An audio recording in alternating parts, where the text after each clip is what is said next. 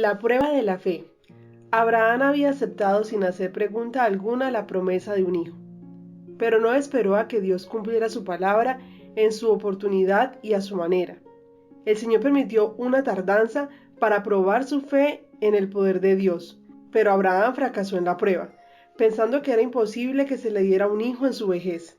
Sara sugirió como plan mediante el cual se cumpliera el propósito divino que Abraham tomara por esposa a una de sus siervas. La poligamia se había difundido tanto que había dejado de considerarse pecado. Violaba, sin embargo, la ley de Dios y destruía la santidad y la paz de las relaciones familiares. La unión de Abraham con Agar resultó perjudicial, no solamente para su propia casa, sino también para las generaciones futuras. Halagada por el honor de su nueva posición como esposa de Abraham y con la esperanza de ser la madre de la gran nación que descendería de él, Agar se llenó de orgullo y jactancia, y trató a su ama con menosprecio. Los celos mutuos perturbaron la paz del hogar que una vez había sido feliz. Viéndose forzado a escuchar las quejas de ambas, Abraham trató en vano de restaurar la armonía. Aunque él se había casado con Agar por pedido de Sara, ahora ella le hacía cargos como si fuera el culpable. Sara deseaba desterrar a su rival, pero Abraham se negó a permitirlo, pues Agar iba a ser madre de su hijo, que él esperaba que sería el hijo de la promesa. Sin embargo, era de la sierva de Sara, y él la dejó todavía bajo el mando de su ama. El espíritu arrogante de Agar no quiso soportar la aspereza que su insolencia había provocado, y como Sarai la afligía, Agar huyó de su presencia. Se fue al desierto y mientras solitaria y sin amigos descansaba al lado de una fuente, un ángel del Señor se le apareció en forma humana, dirigiéndose a ella como Agar, sierva de Sarai, para recordarle su posición y su deber. Le mandó: vuélvete a tu señora y ponte sumisa bajo su mano. No obstante, con el reproche se mezclaron palabras de consolación. Ha oído Jehová tu aflicción, multiplicaré tanto tu descendencia que por ser tanta no podrá ser contada. Génesis 16:10.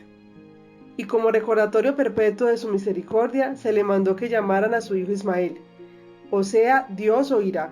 Cuando Abraham tenía casi 100 años, se le repitió la promesa de un hijo, y se le aseguró que el futuro heredero sería hijo de Sara. Pero Abraham todavía no había comprendido la promesa. Enseguida pensó en Ismael, aferrado a la creencia de que por medio de él se había de cumplir los propósitos misericordiosos de Dios. En su afecto por su hijo exclamó: ojalá viva Ismael delante de ti. Nuevamente se le dio la promesa en palabras inequívocas: ciertamente Sara, tu mujer, te dará a luz un hijo y le pondrás por nombre Isaac. Confirmaré mi pacto con él. Génesis 17:19. Sin embargo, Dios se acordó también de la oración del padre, y en cuanto a Ismael, dijo: también te he oído, lo bendeciré y haré de él una gran nación. Génesis 17:20. El nacimiento de Isaac, después de una espera de toda la vida, el cumplimiento de las más caras esperanzas de Abraham y de Sara, llenó de felicidad su campamento.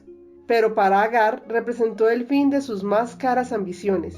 Ismael, ahora adolescente, había sido considerado por todo el campamento como el heredero de las riquezas de Abraham, así como de las bendiciones prometidas a sus descendientes. Ahora era repentinamente puesto a un lado, y en su desengaño, madre e hijo odiaron al hijo de Sara. La alegría general aumentó sus celos, hasta que Ismael se atrevió a burlarse abiertamente del heredero de la promesa de Dios. Sara vio en la inclinación turbulenta de Ismael una fuente perpetua de discordia, y le pidió a Abraham que expulsara del campamento a Ismael y a Agar. El patriarca se llenó de angustia. ¿Cómo podría desterrar a Ismael, su hijo, a quien amaba profundamente? En su perplejidad, Abraham pidió la dirección divina. Mediante un santo ángel, el Señor le ordenó que accediera a la petición de Sara, que su amor por Ismael o Agar no debía interponerse, pues únicamente así podía restablecer la armonía y la felicidad en su familia. Y el ángel le dio la promesa consoladora de que aunque vivieran separados del hogar de su padre, Ismael no sería abandonado por Dios. Su vida sería conservada y llegaría a ser padre de una gran nación. Abraham obedeció la palabra del ángel, aunque no sin sufrir una gran pena. Su corazón de padre se llenó de una indescriptible tristeza al separar de su casa a Agar y a su hijo. La instrucción impartida a Abraham tocante a la santidad de la relación matrimonial había de ser una lección para todas las edades. Declara que los derechos y la felicidad de estas relaciones deben resguardarse cuidadosamente, aún a costa de un gran sacrificio. Sara era la verdadera esposa de Abraham.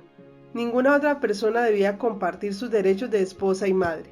Reverenciaba a su esposo y en este aspecto el Nuevo Testamento la presenta como un digno ejemplo.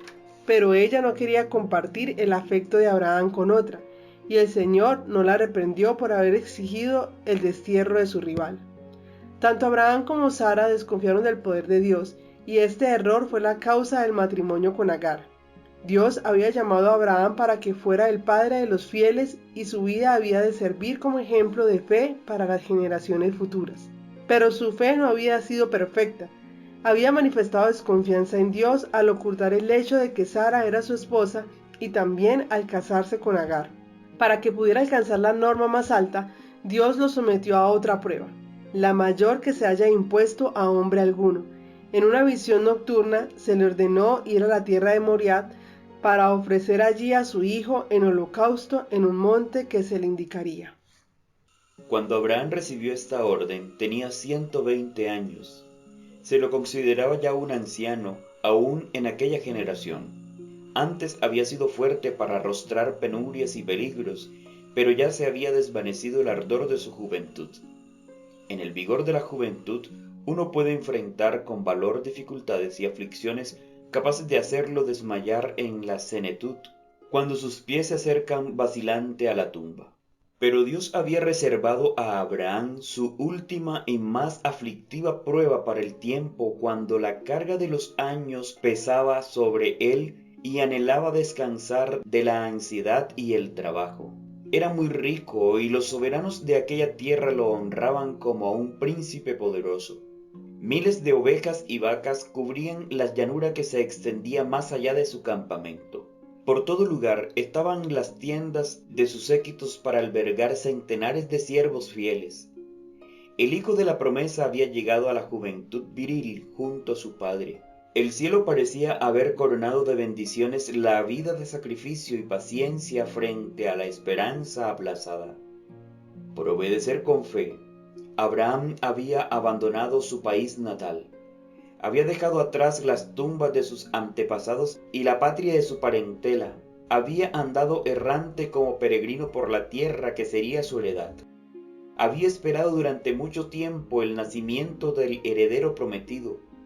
Por mandato de Dios, había desterrado a su hijo Ismael, y ahora que el hijo a quien había deseado durante tanto tiempo entraba en la adultez, y el patriarca parecía estar a punto de gozar de lo que había esperado, se hallaba frente a una prueba mayor que todas las demás.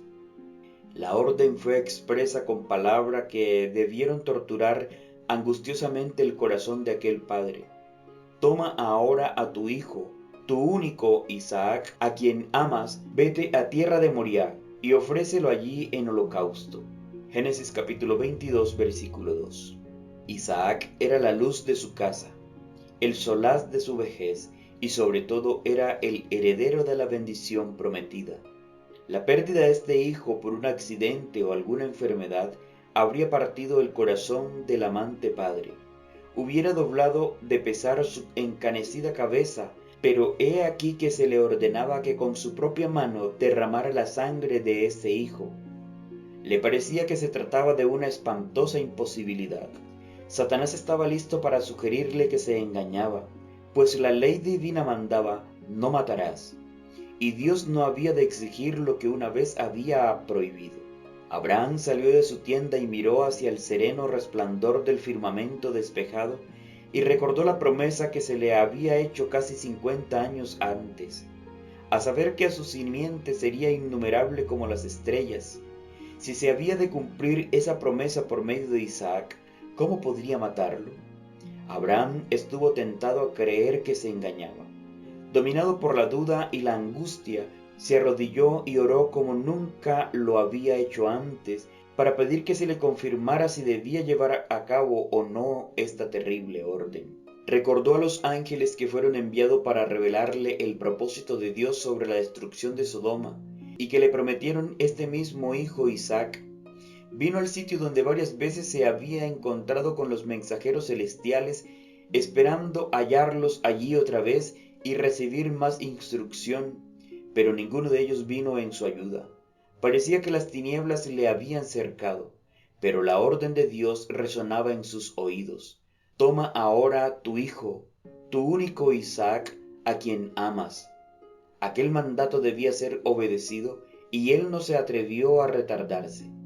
La luz del día se aproximaba y debía ponerse en marcha.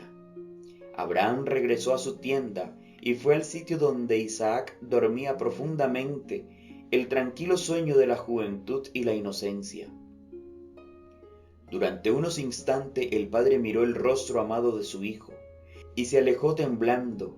Fue al lado de Sara, quien también dormía. ¿Debía despertarla para que abrazara a su hijo por última vez? ¿Debía comunicarle la exigencia de Dios? Anhelaba descargar su corazón compartiendo con su esposa esta terrible responsabilidad, pero se vio cohibido por el temor de que ella le pusiera obstáculos. Isaac era la delicia y el orgullo de Sara. La vida de ella estaba ligada a él, y el amor materno podía rehusar el sacrificio. Abraham, por último, llamó a su hijo y le comunicó que había recibido el mandato de ofrecer un sacrificio en una montaña distante. A menudo había acompañado Isaac a su padre para adorar en alguno de los distintos altares que señalaban su peregrinaje, de modo que este llamamiento no lo sorprendió, y pronto terminaron los preparativos para el viaje. Se alistó la leña y se cargó sobre un asno, y acompañado de 2 siervos iniciaron el viaje. Padre e hijo caminaban el uno junto al otro en silencio. El patriarca, reflexionando en su pasado secreto, no tenía valor para hablar. Pensaba en la amante y orgullosa madre y en el día en que él había de regresar solo donde ella estaba. Sabía muy bien que, al quitarle la vida a su hijo, el cuchillo heriría el corazón de ella. Aquel día, el más largo en la vida de Abraham, llegó lentamente a su fin. Mientras su hijo y los siervos dormían, él pasó la noche en oración, todavía con la esperanza de que algún mensajero celestial viniera a decirle que la prueba era ya suficiente, que el joven podía regresar sano y salvo a su madre, pero su alma torturada no recibió el alivio. Pasó otro largo día y otra noche de humillación y oración.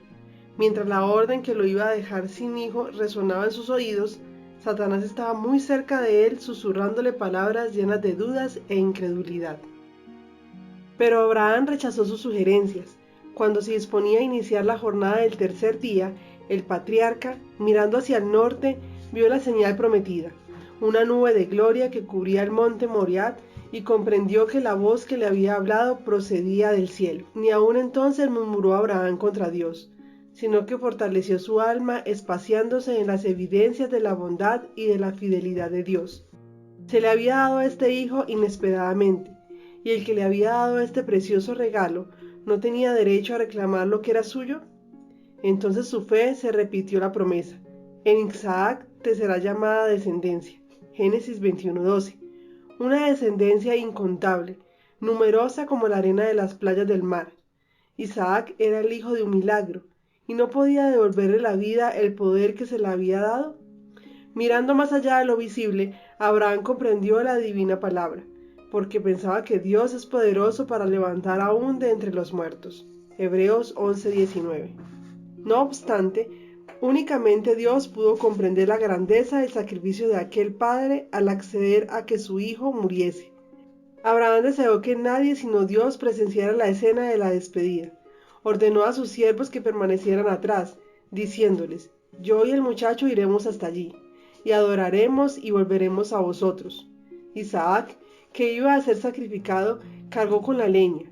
El padre llevó el cuchillo y el fuego, y juntos ascendieron la cima del monte. El joven iba silencioso, deseando saber de dónde vendría la víctima, ya que los rebaños y los ganados habían quedado muy lejos. Finalmente dijo: Padre mío, tenemos el fuego y la leña, mas ¿dónde está el cordero para el holocausto? Oh, qué prueba tan terrible era esta. Cómo hirieron el corazón de Abraham estas dulces palabras: Padre mío. No, todavía no podía decirle, así que le contestó: Dios proveerá del cordero para el holocausto, hijo mío. Génesis 22, 5 al 8. En el sitio indicado construyeron el altar y pusieron sobre él la leña. Entonces, con voz temblorosa, Abraham reveló a su hijo el mensaje divino. Con terror y asombro, Isaac se enteró de su destino, pero no ofreció resistencia. Habría podido escapar a esta suerte si lo hubiera querido. El anciano, agobiado de dolor, cansado por la lucha de aquellos 3 días terribles, no habría podido oponerse a la voluntad del joven vigoroso. Pero desde la niñez se le había enseñado a Isaac a obedecer pronta y confiadamente, y cuando el propósito de Dios le fue manifestado, lo aceptó con sumisión voluntaria. Participaba de la fe de Abraham y consideraba como un honor el ser llamado a dar su vida en holocausto a Dios. Con ternura trató de aliviar el dolor de su padre, y animó sus debilitadas manos para que ataran las cuerdas que lo sujetarían al altar. Por fin se dicen las últimas palabras de amor, derraman las últimas lágrimas y se dan el último abrazo.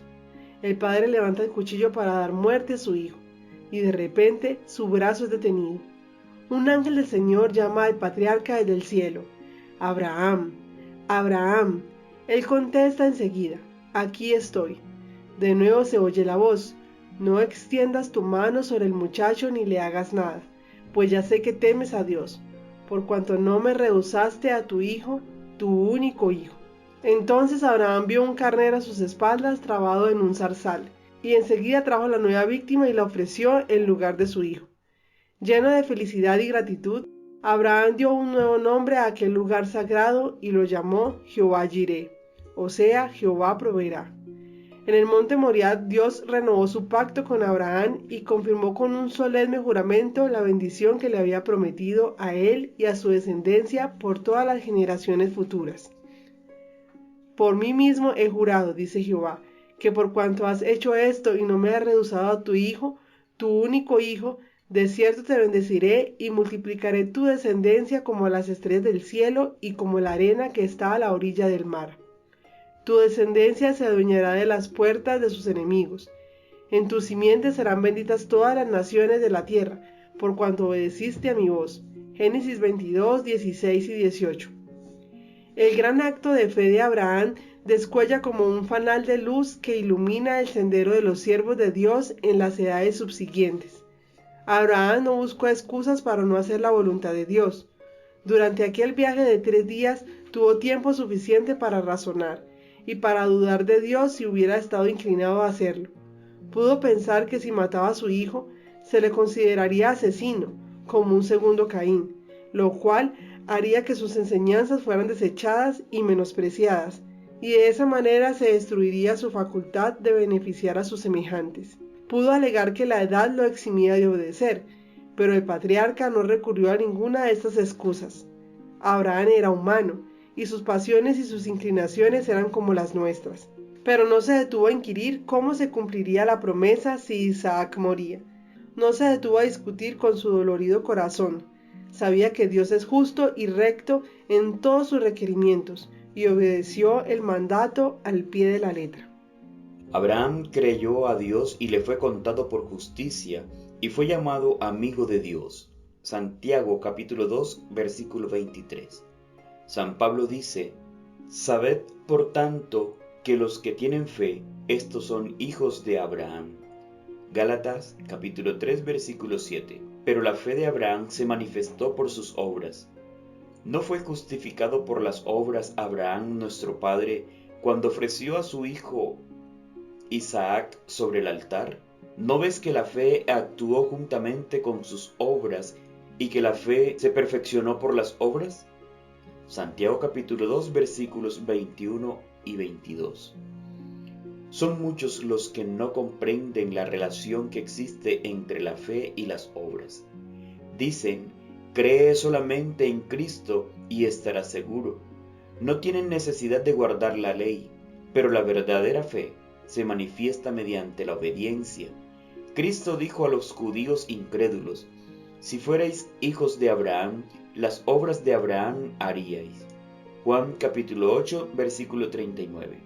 Y tocante al Padre de los fieles, el Señor declara: oyó Abraham mi voz y guardó mi precepto, mis mandamientos, mis estatutos y mis leyes. Génesis capítulo 26, versículo 5. El apóstol Santiago dice: así también la fe, si no tiene obras, está completamente muerta. Santiago capítulo 2, versículo 17.